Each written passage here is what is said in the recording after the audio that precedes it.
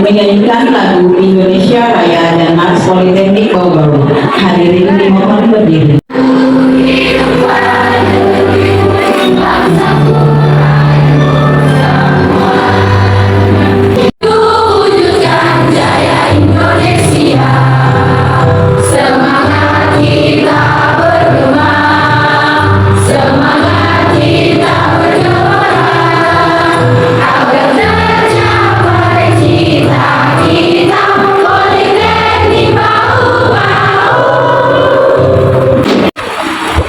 Bismillahirrahmanirrahim. Assalamualaikum warahmatullahi wabarakatuh.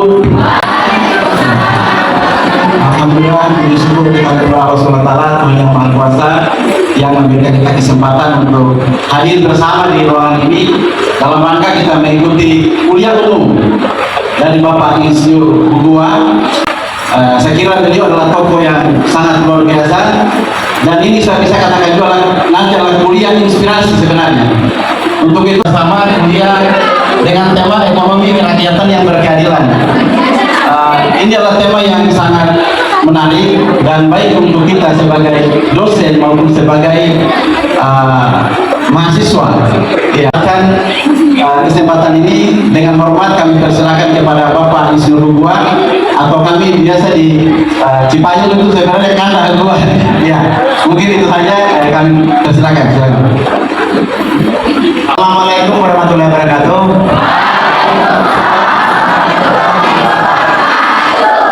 Selamat pagi, salam sejahtera kepada kita sekalian. Pak Direktur dan Ketua Yayasan Pak Raden, tepuk tangan yang meriah dulu untuk Pak Direktur.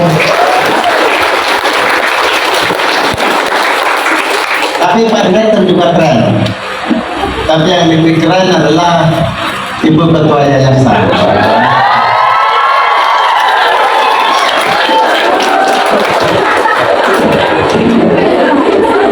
Karena saya tahu di balik kebesaran hari ini Pak Direktur ada seseorang yang memang berjuang tanpa pamrih. Kata betul perjuangan dia. Benar ya. Dan saya selalu bilang bahwa pendidikan itu asal sabar, sebuah keyakinan, maka ya saya katakan is the best, ya, is the best, is the best, is the best, ya. Bapak Ketua Jurusan, tentu Ibu, Bapak ya, dan seluruh sekretaris akademika Universitas atau Politeknik Bau-Bau. Politeknik Bau-Bau. Yang maaf ya kalau saya salah, karena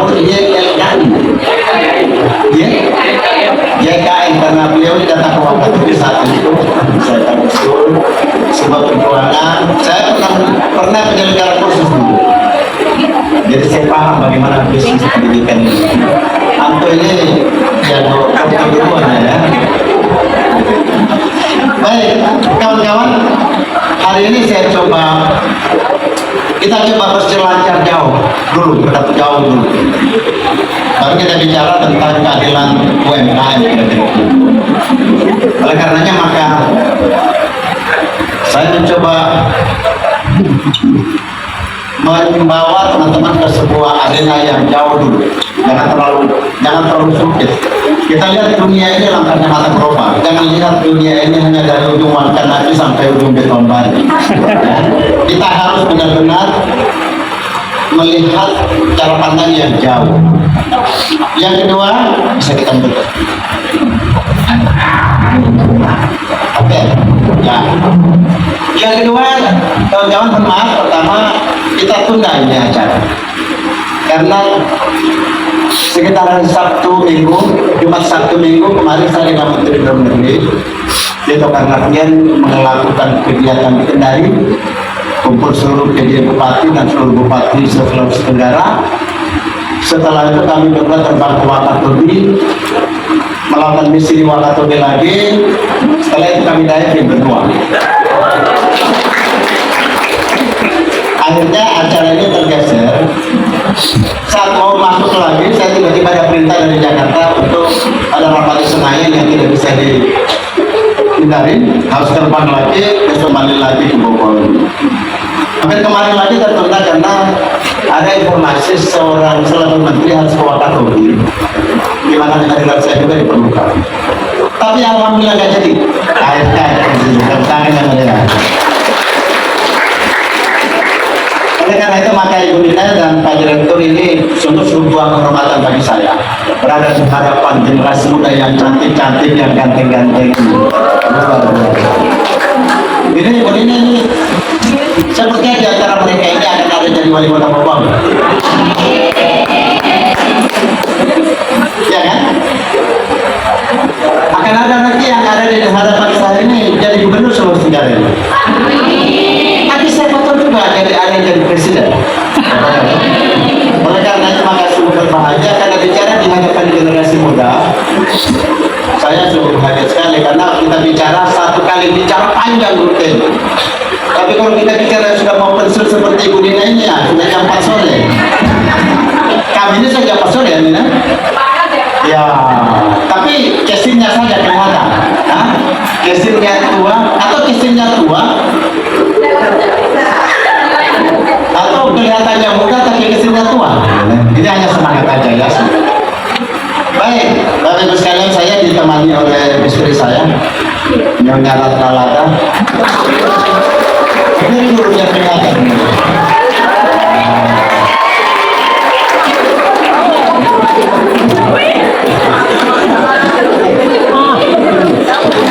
Ayo tangannya begini nih. Nah, saya juga ditemani oleh putri saya namanya Ayu Berlian Buat ini dong. Ini pemain dia. Berdiri nggak lurus dia.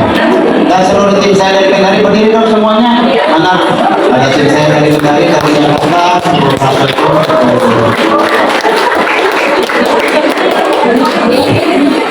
Baik, teman-teman sekalian, saya masuk bahwa judul materi hari ini, kuliah umum hari ini sebetulnya adalah pemuda berkarakter, kunci sukses bupati-bupati ini. Saya kira hanya kita bermain dan berkarakter. Kalau saya bangun bangunan, kalau saya bangun jembatan, jalan, dan tinggi, maka waktu itu kita akan bermacam-macam di mana. Tapi karena saya bangun karakter, maka selama 10 tahun benar-benar kita tidak cuma tetarkan Indonesia, tapi kita bisa akan.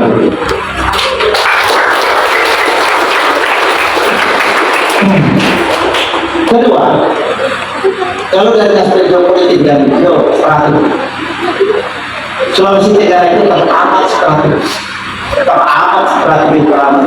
sebagai bukan cuma pusat pertumbuhan ekonomi Indonesia, tetapi Sulawesi Tenggara dalam 10-20 tahun ini akan menjadi pusat pertumbuhan ekonomi global. Di mana agar kalau bisa memposisikan diri dalam rangka 10 tahun ini, maka akan menjadi pemain global. Anda akan menjadi pemain-pemain yang Anda menginginkan menentang kaki di Pulau Buton, satu resonansinya berseluruh.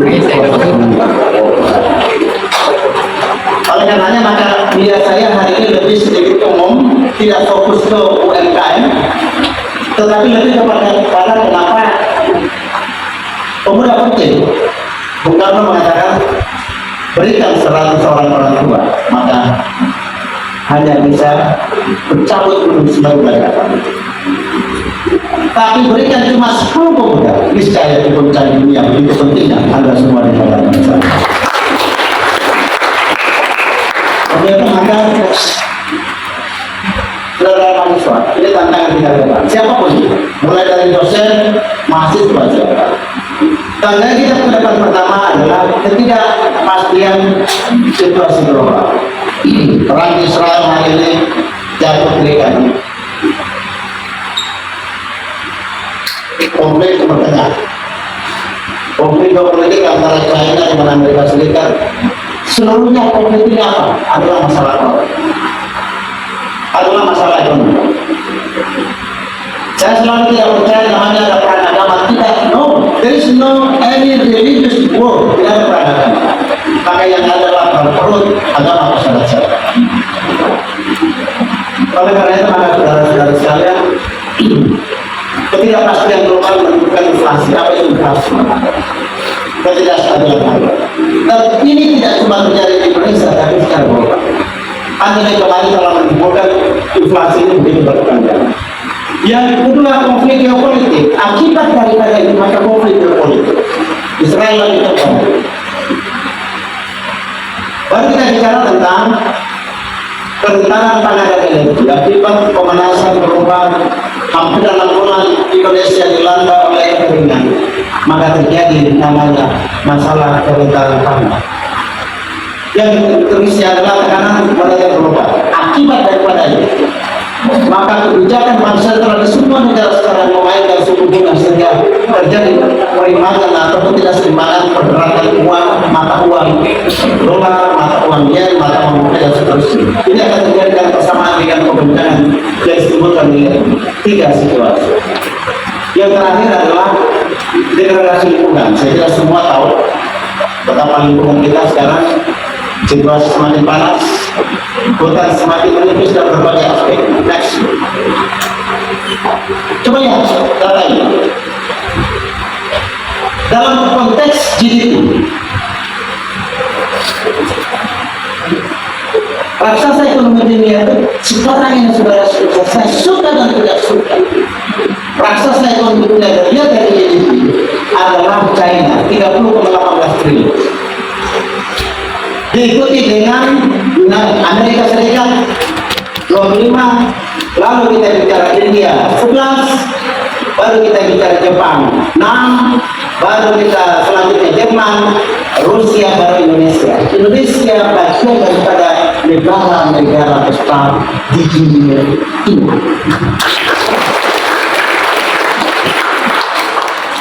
Mengalahkan Inggris, mengalahkan Brazil, dan mengalahkan Prancis.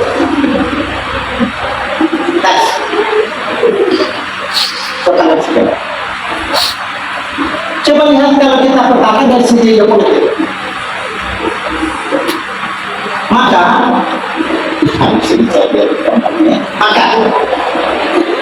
ya, negara di Asia, negara di Eropa dan Amerika, Anda lihat tidak mampu kemasan pemberi. Negara-negara di lautan Hindia memiliki 52,13 triliun. Baru kita bicara Rusia dan Amerika, jadi sebetulnya sudah selesai dari aspek geopolitik. Maka kekayaan sudah pindah dari Eropa ke kawasan Asia, termasuk Indonesia. Sudah selesai. Karena menyamakan, kalau Anda bisa lihat peta ini, maka betapa pentingnya Anda bisa dapat saya. Next. Kita lihat proyeksi Indonesia ke depan. Tahun 2018 kita pada urutan 9. 2022 ini kita berada pada urusan ke-7 dalam kekuatan ekonomi global. Tahun 2030 kita berada pada posisi ke-1, 2, 3, 4, 5. Dan di proyeksi 2050 kita masih memiliki posisi ke-4 dalam konteks GDP. Jadi sebentar lagi Indonesia adalah negara raksasa di mana ada pemain-pemain global yang begitu tanggung jawab untuk pertumbuhan ekonomi.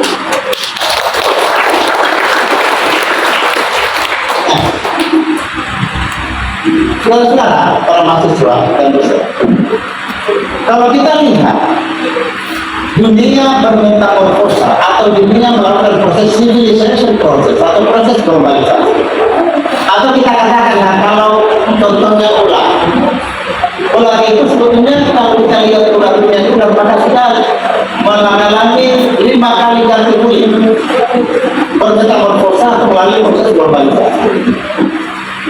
Tahun 1784 revolusi awal daripada ditemukan mesin uang itu kita kenal dengan satu revolusi industri 1.0. Abad ke-17 abad ke-18 ditemukan mesin lampu oleh Thomas Edison, terjadi perubahan global yang kita kenal dengan industri 2.0. Abad ke-19 ditemukan otomatisasi komputer dan berbagai macamnya, maka kita kenal industri 3.0. Kemudian tahun abad ke-19 dengan artificial intelligence dan seterusnya. Sekarang dengan COVID kemarin mempercepat proses yang namanya Masyarakat 5.0. Apa itu masyarakat 5.0? Masyarakat yang serba frustrasi. Masyarakat yang terasing dari karakter dan budaya. Masyarakat Kota Bobo yang tidak mengerti lagi historis keraton. Masyarakat Kota Bobo yang tidak mengerti lagi adat istiadat dan kearifan lokal. Masyarakat Indonesia yang terlepas dari ideologi negara.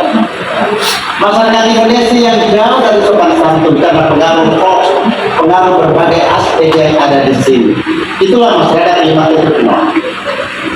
Masyarakat yang hanya pacaran lewat video call. Betul? Betul? Saya tahu. Tetapi semua permainan ini anak-anak sekalian menimbulkan sebuah lonely kesendirian akibat karena agregasi sosial yang semakin menipis. Itulah generasi 5.0 yang kita hadapi sekarang dan seluruh dunia menghadapi masalah ini. Menyatunya online dan offline. Tanya sekarang, saudara-saudara, berapa kali Anda membaca TikTok, Facebook, dan Twitter di sini? Rata-rata 5 jam orang Indonesia membuka Facebook, TikTok. Semakin banyak notifikasi, maka semakin diburu. Ketawa sendiri. Dan tadi itu, kalau kita tanya, berapa lama lagi, berapa banyak yang dipakai ini untuk bagi muslim membaca Al-Quran? Berapa lagi yang begitu banyak notifikasi, maka lalu terburu ini pertanyaan saya pada itu, berapa banyak waktu mereka gunakan untuk mempelajari mata kuliah untuk lulus posisi A?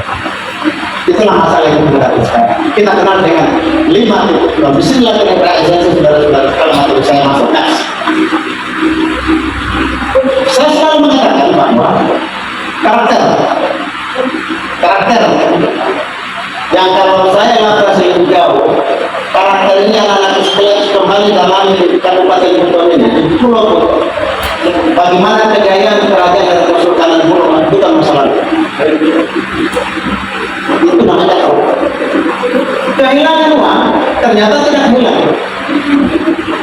Kehilangan jabatan kehilangan sedikit, tapi kehilangan karakter kehilangan semuanya. Kehilangan karakter kehilangan semuanya. Apa itu karakternya?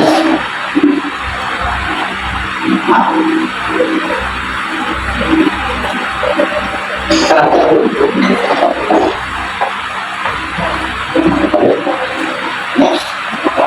Ya.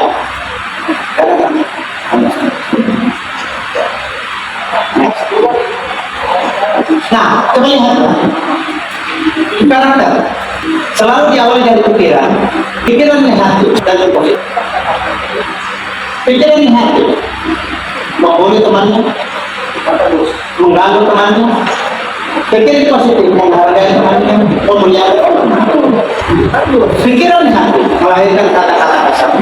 Kata-kata kasar melahirkan kebiasaan kasar. Kebiasaan kasar melahirkan karakter yang kasar. Karakter kasar menciptakan nasib yang buruk.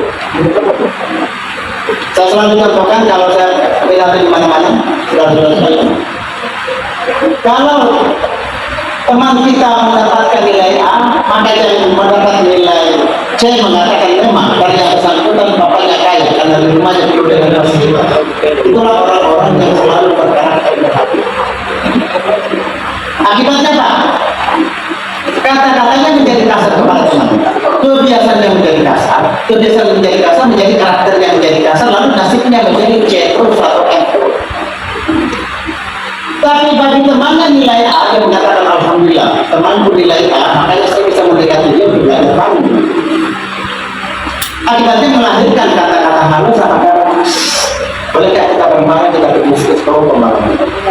Akhirnya kebiasaannya menjadi halus, karakternya menjadi halus, nasibnya menjadi makhluk.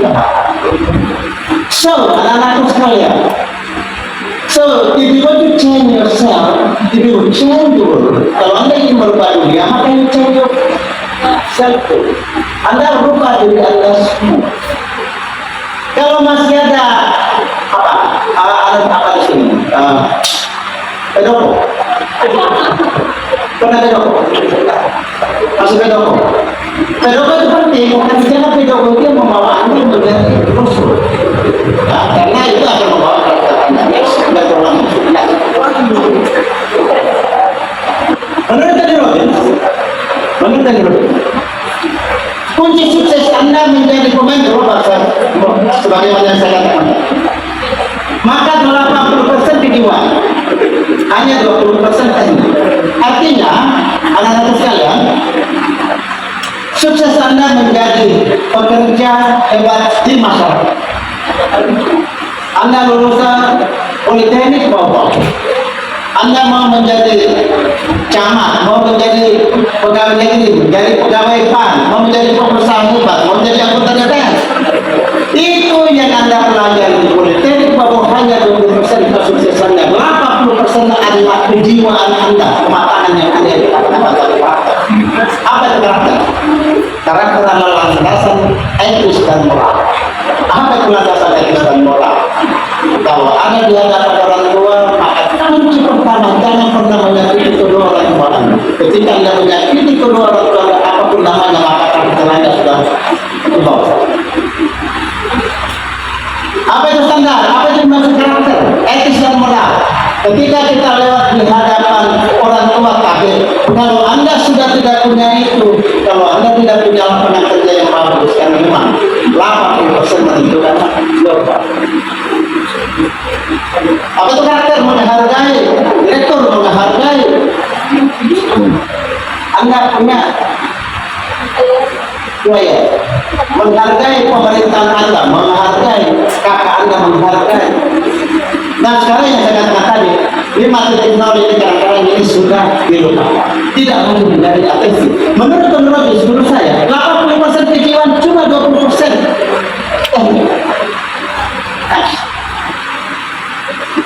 yang kira-kira saya anggota DPR selalu ingin menyampaikan di sini.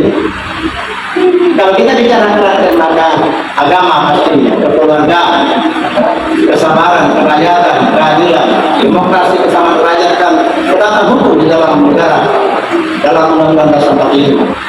Kemudian kita sebut kesatuan wilayah, persatuan bangsa, kemandirian di dalam konteks keadilan, bineka tunggal ika.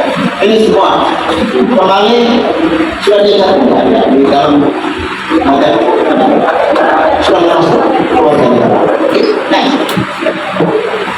Terus, saudara-saudara mahasiswa, apa yang perlu sekarang Anda siapkan? Kalau pertanyaannya mau apa sekarang? Kalau saya cepat selesaikan pendidikan dari politeknik, jangan tunda. Kalau memang bisa Anda selesai dalam beberapa cepat selesaikan, supaya Anda terjun ke lapangan mencari merayakan kesuksesan itu jangan Anda di lapangan. 80% saudara, kematangan diri Anda adalah sangat tergantung seberapa kali Anda jatuh dan bangun. Saya selalu mengatakan bahwa orang yang baru berencana mau bisnis, mau bicara UKM, mau apa, kalau Anda tidak punya bangkrut, maka saya tidak punya. Anda harus bangkrut dulu. Karena kalau Anda tidak pernah bangkrut, bagaimana Pak? Anda tidak pernah mulai bisnis. Hanya teori yang Anda peroleh di sini, tapi Anda tidak pernah bangkrut. Saat Anda menjadi orang hebat di hadapan saya ketika Anda bangkit dan kita terpurukkan Anda bangun mengatakan ini saya usaha yang memang sudah pernah bangkit dan saya akan bangkit menjadi sesuatu.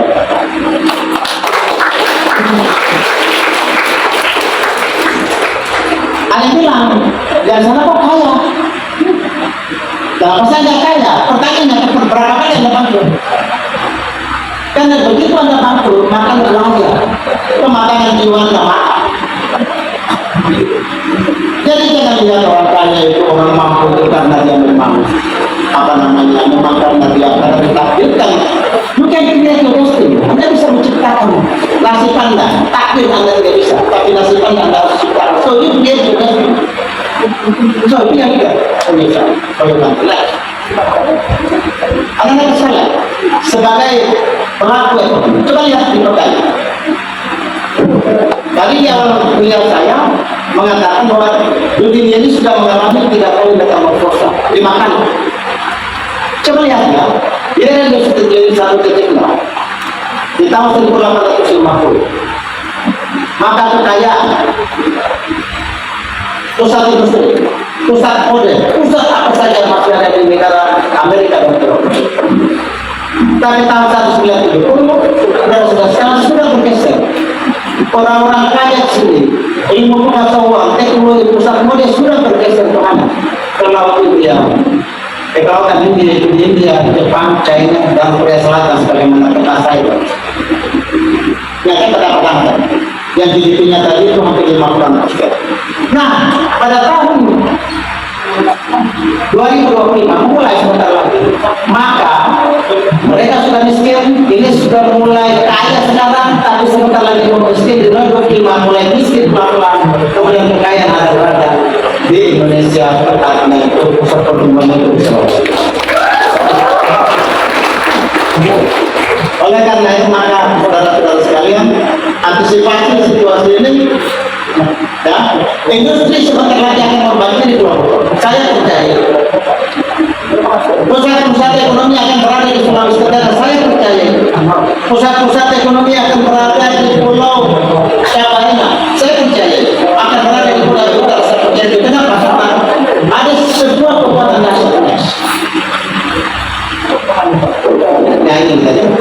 Kemudian tadi Eropa sudah sampai di sini. Coba lihat ya, Eropa ini tidak pernah bermasa kita. Negara yang tadi, nah sekarang yang dia bergabung Indonesia, sekarang ini yang berada di lautan Hindia dan lautan Pasifik. Nah, coba lihat pertumbuhan ekonomi Indonesia. Kita sekarang 5,3%. Pertumbuhan ekonomi triwulan sekarang 5,01%. Padahal pertumbuhan yang baru biasa. Kalau kita lanjutkan dengan negara-negara lain, asumsi pertumbuhan ekonomi kita nanti ke depan itu sekitar 5,3%. Artinya apa? Jelas sekali. Kalau stabilitas ekonomi nasional bagus, sistem pemerintahan kita normal, pemilu kita aman, maka pertumbuhan ekonomi kita masih sangat bagus. Coba lihat saudara-saudara, dan pertumbuhan ekonomi tadi, ya.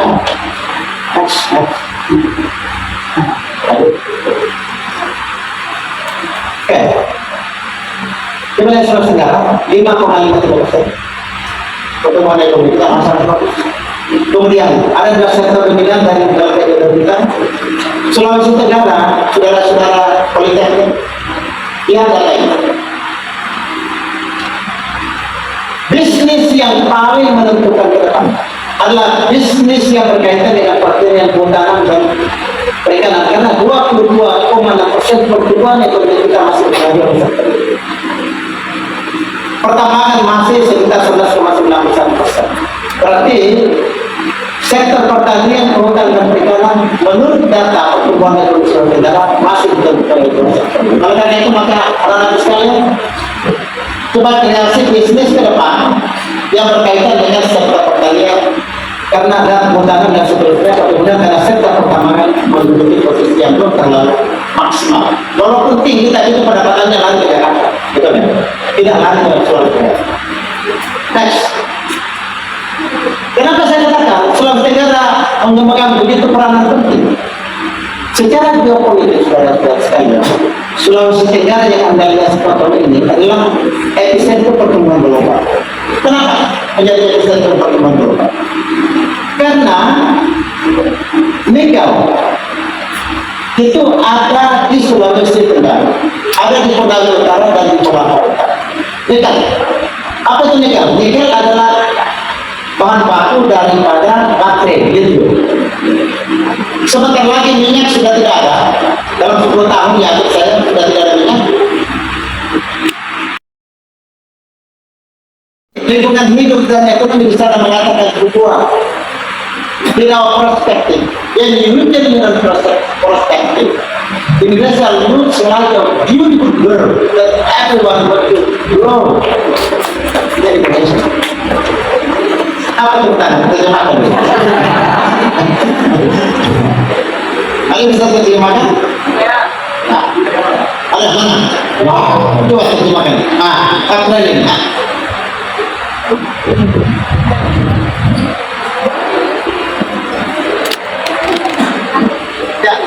you were saying about Indonesia is a beautiful world, yang artinya Bapak tadi menyebutkan bahwa Indonesia itu adalah dunia yang indah yang orang-orang pengen pergi ke Indonesia.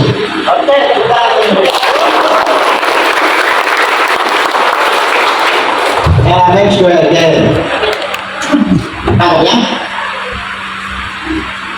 Indonesia, based on European perspective, Indonesia looks like a beautiful girl that every people in the European country love Indonesian girl. Tahu kan?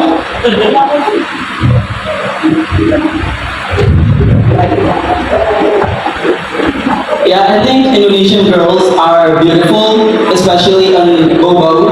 Many beautiful women here, and yeah, I agree with that. And I wanna add that also Indonesian boys are handsome like me. And yeah, I guess that is the reason why there's a lot of country want to come to Indonesia.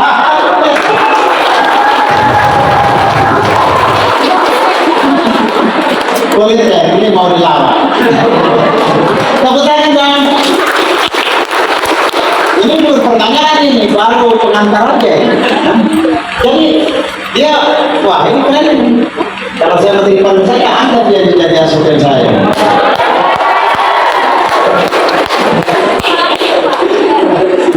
Jadi dia bilang tadi, Indonesia itu negara yang lemah, ribu, kasih jauh itu. Semuanya ada. Negara Indonesia ini kayak semuanya ada, negara begitu sehingga semua orang mau ke sini. Terus, ya tambah lagi, Indonesia itu punya gadis-gadis cantik, terutama di Pulau ini. Seluruhnya cantik-cantik memang benar. Saya menyaksikan cantik semua ini yang ada di hadapan saya. Tapi dia bilang juga bukan cuma perempuan yang cantik, tapi laki-laki yang cantik seperti saya ini. Sini dulu. Nah, sekarang ganteng nggak? Sekarang mana yang ganteng antara di dekat ini? Jangan dibandingkan dong, sama-sama ganteng ya. Tepuk tangan yang meriah. Mana eksplisit tadi dari dua diskusi tadi? Orang Eropa mengatakan, ketika kemarin musim COVID, maka orang Eropa itu hampir tidak lagi punya kekuatan untuk memanaskan kamar mereka, dan orang Eropa itu kurang lebih menua 10 tahun lebih awal dari situasi sekarang. Jadi mereka itu karena tidak ada pendingin lagi, tidak ada punya pemanas kamar lagi, lalu semua. Begitu COVID kemarin, saudara-saudara sekalian, dan melihat bahwa minyak nikel dan aspal itu masa depan dunia, maka orang-orang Czechoslovakia dan orang-orang itu mengatakan, kami ini melihat orang Indonesia itu cantik-cantik semua, andai kata kami bisa kawin karena kami tahu bahwa ada masa depan dunia ada di situ. Makanya saya bilang ini, wah bagus juga nih, lagi perbaikan keturunan ini. Ya kan? Begitu, begitu. Nah, kenapa mereka melihat seperti itu? Karena mereka menganggap bahwa masa depan dunia itu yang ada pada sini. Kemudian dari pertanyaan dan perikanan tentu yang paling mendasar, ini industri kreatif saya tidak diskusi di sini, tapi yang paling mendasar ada 3. Jadi nikel, aspal, kemudian Wakatobi sebagai 10 Bali baru dan 7 KJ Bali sekitarnya. Ini lebih hebat sebetulnya dari seluruh negara pada Bali. Next, supaya kita lihat. Nah, sebenarnya ini pertama, coba lihat terkait. Dulu peradaban berada di sini, Eropa. Perdagangan selalu berasal dari Eropa menuju perusahaan Suez, masuk lalu ke sini kalau kapal besar di Belawan, ya kan? Kemudian Jakarta, Surabaya, baru ke Makassar, baru ke Manado. Karena peradaban masih ada di sini. Begitu pentingnya Singapura pada saat itu di sini. Negara kecil tetapi kenapa menjadi pusat perdagangan dunia? Karena peradaban masih di sini. Mau dan tidak mau harus lewat sini, masih ke Indonesia. Sekarang belum masa lalu, Singapura sebentar lagi ditinggal banyak orang. Tidak penting dari aspek geopolitik dan geopolitik. Karena letak. Sekarang India, Jepang, China, Brazil, peradaban. maka kepada posisi Sulawesi Tenggara. Begitu strategi mengubah benua Asia, benua Australia, dan benua Amerika di mana? Gila, kita punya media, kita punya aspal beton masa depan dunia, kita punya pariwisata, kita sendiri geopolitik pada Sulawesi Tenggara itu keren di mata transportasi internasional. Apalagi Anda lihat pada bahwa manusia bisa apa? Karena kalau perdagangan ke sini, terus outletnya kemana? Karena kalau mau ke benua Australia tinggal di sini. Ini benua Australia, tinggal sambung sedikit. Tapi kalau ke sini dulu, mau bagaimana? Jauh. Butuh waktu 2-3 hari perbedaannya berbeda kali. Oleh karena itu maka next. Saya selalu melihat ini posisinya. Kalau kita lihat Sulawesi Tenggara sebagai pusat pertumbuhan ekonomi, saudara-saudara sekalian, kenapa petani nelayan selalu jatuh harga? Karena selalu semua hasil ini lari ke Makassar, lari ke Jawa. Pertanyaannya, kenapa tidak diekspor langsung ke Jepang? Kenapa tidak diekspor langsung semua produksi ini langsung ke Australia sini? Karena saudara-saudara sekalian, kita ada masalah dengan Pulau Bogor. Yang ada cuma kota Bogor, hanya mensuplai ke Ambon Maluku. Saya sudah cek, pelabuhan Labelur menjadi sangat penting di daratan Sulawesi, di Penanggulan. Kemudian pelabuhan kemarin saya cek pelabuhan Nampok, di Labele, kemudian Kamaru dan Kesawan. Ini parah. Kalau seluruh yang merah-merah di para bupati wali kota menghubungkan jalan-jalan antar kabupaten, lalu hasil tersebut saudara sekalian, maka seluruh barang-barang hasil keterampilan bisnis pertanian yang berlangsung ke Jepang akan luar biasa. Perkembangan ekonomi Sulawesi Tenggara terutama petani nelayan itu.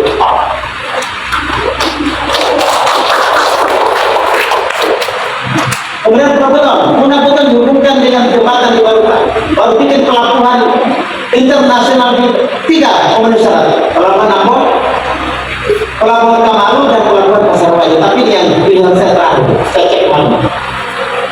Begitu kita turun, 2 hari lalu saya cek, hanya kurang lebih 50 meter sudah kedalaman 70 meter. Party vessel yang 50.000 ton itu bisa sandar untuk mengangkut hasil pertanian di Pulau Bogor. Saudara, saya cek di Jepang, di India, di Korea, harga jagung kalau di sini 5.000, maka di Korea itu sebanyak 60.000 rupiah.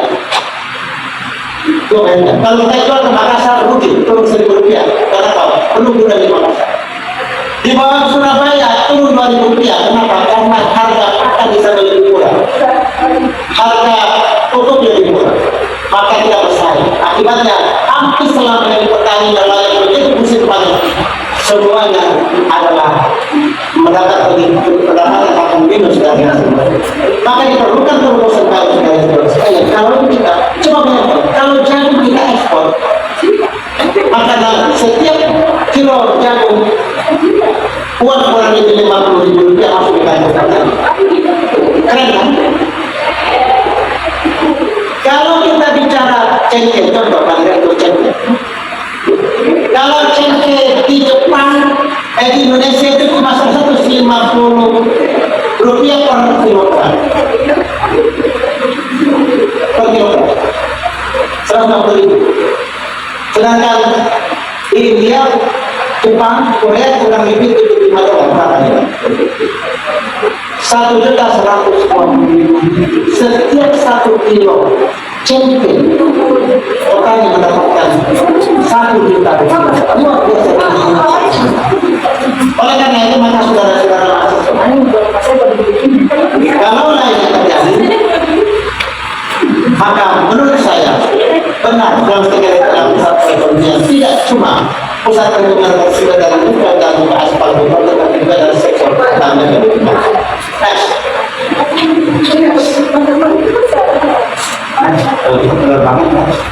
Ada satu kekuatan raksasa ekonomi ke depan, yaitu Wakatobi dan kebutuhan yang harus kita lihat. Coba lihat, Wakatobi, kemudian coba benteng Keraton Mulyo. Anda tahu semua bagaimana benteng Keraton Mulyo, perangkat amat.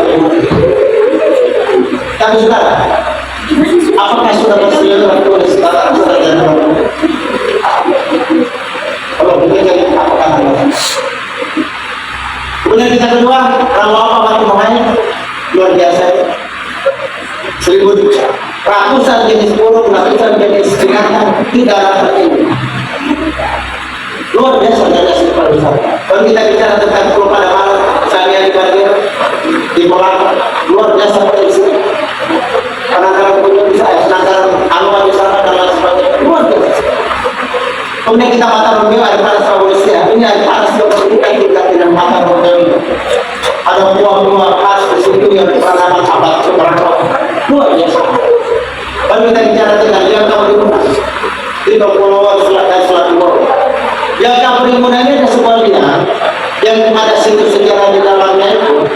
Bapak Ibu sekalian sudah jelaskan. Ada peradaban 4000 tahun sebelum Masehi, sehingga disinyalir bahwa peradaban di Muna itu lebih tua daripada peradaban di Cina.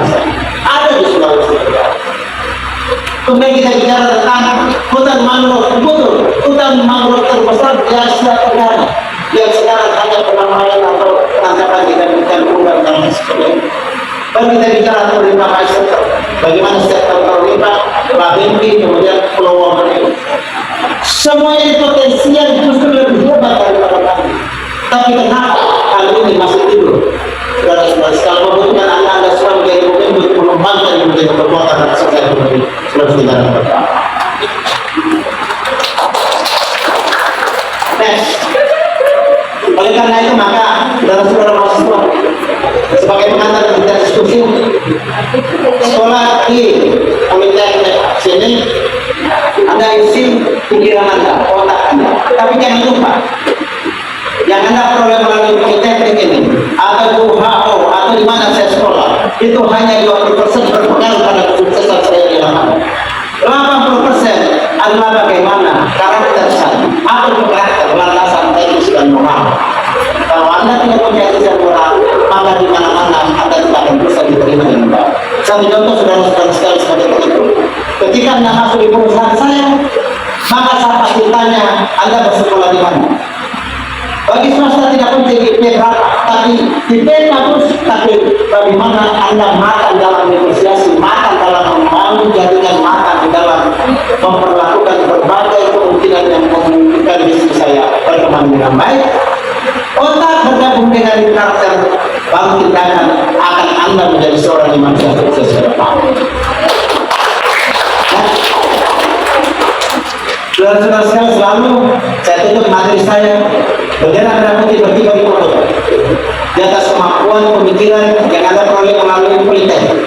Tidak cukup, anda juga harus memasuki lumpur kehidupan dengan memproklamirkan anda punya kegagalan sehingga lahirlah kebutuhan dan kejiwaan anda yang luar biasa. Karena saudara-saudara, apapun namanya, pemilu ke depan pasti ada. Siapapun anda semua bisa menjadi berkuasa, tetapi ada kehormatan yang anda peroleh. Kehormatan hanya bisa diperjuangkan, tidak bisa dipinta. Tidak oleh landasan moral yang tinggi, itulah perjalanan yang tiba-tiba di Pulau Buton. Terima kasih. Assalamualaikum warahmatullahi wabarakatuh.